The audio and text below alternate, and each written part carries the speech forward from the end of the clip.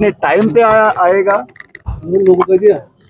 शेख मोहम्मद अब्दुल्ला साहब के खानदान से निकला शहजादा मुख्यमंत्री बना है, इसलिए स्टेटहुड जल्दी आए, ये पॉसिबल नहीं। उन्हें आप बोलिए जो आपने कहा है, सिलेंडर, राशन, बिजली, नौकरियां, वो कहाँ है? स्टेटहुड अपनी टाइम पे आ जाएगा, लेकिन ये स्टेटहुड अब्दुल्ला खानदान के शहजादे से कतई नहीं जुड़ना चाहिए कि शहजादा मुख्यमंत्री बना है इसलिए स्टेटहुड आए।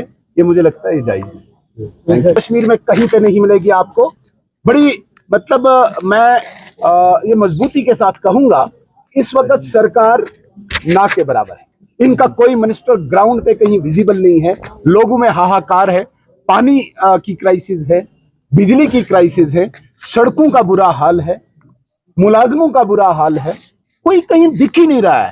सरकार दिख रही है मैराथन में, सरकार दिख रही है साइकिलिंग में, सरकार दिख रही है स्कीइंग में, सरकार दिख रही है कॉफी बनाने में, सरकार दिख रही है डिनर करने में 5 स्टार में। इसके अलावा सरकार कहीं दिख नहीं है।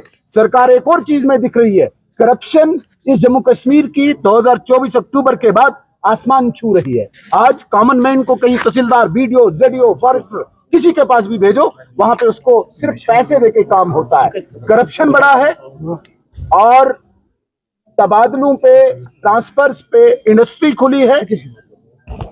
स्कीइंग, साइकिलिंग, मैराथन, इसमें सरकार बिजी है। ग्राउंड पे कहीं भी सरकार विजिबल नहीं है। गवर्नेंस नाम की चीज नहीं है। कोई पब्लिक के साथ कोई आउटरीच नहीं है। कोई डिपार्टमेंट का रिव्यू नहीं। 17 डिपार्टमेंट चीफ मिनिस्टर के पास है, एक भी डिपार्टमेंट का रिव्यू नहीं करता है। कभी भी उसने ऑफिसर को नहीं बुलाया कि भाई क्या हो रहा है ग्राउंड पे, कुछ नहीं। देख लीजिए, 3 ड्रेस दिन में बदलता है और इसके अलावा मुझे कुछ दिखा नहीं।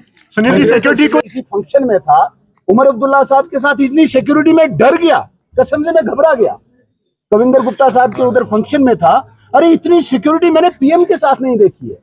क्या चाहिए आपको और कौन सी सिक्योरिटी चाहिए? और फारूक अब्दुल्ला साहब की, मैं उस इंसिडेंट को कंडम करता हूँ, मैं कंडम करता हूँ। बहुत बड़े लीडर हैं। मुझे बताइए फारूक अब्दुल्ला साहब बगैर इतला दिए क्यों चलते हैं?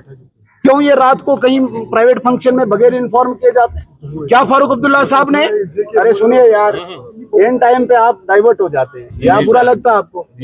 बात नहीं कीजिए ना, सुनिए जरा आप। जी सर, मुझे आप बोलिए, फारूक अब्दुल्ला साहब ने कोई इंफॉर्मेशन दी थी पुलिस को? नहीं दी थी। तो क्या ख्वाब आया फारूक अब्दुल्ला साहब को? दूसरी बात, जिस सिक्योरिटी लैप्स की ये बात करते हैं, उसी सिक्योरिटी पर्सनल ने बचाया फारूक अब्दुल्ला साहब को। इसकी गहन इन्वेस्टिगेशन होनी चाहिए। देखिए, जो वो व्यक्ति है उसका कोई क्रिमिनल रिकॉर्ड नहीं है, कोई आतंकवादी नहीं है, तो ये क्या रंजिश है? इसे खंगालना चाहिए। एक व्यक्ति ये कहता है कि मैं 20 साल से तैयार हूं, इसको नहीं छोड़ू मैं, तो 20 साल की रंजिश क्या है? ये कोई निजी रंजिश है? ये कोई प्राइवेट रंजिश है? इसकी इन्वेस्टिगेशन होनी चाहिए।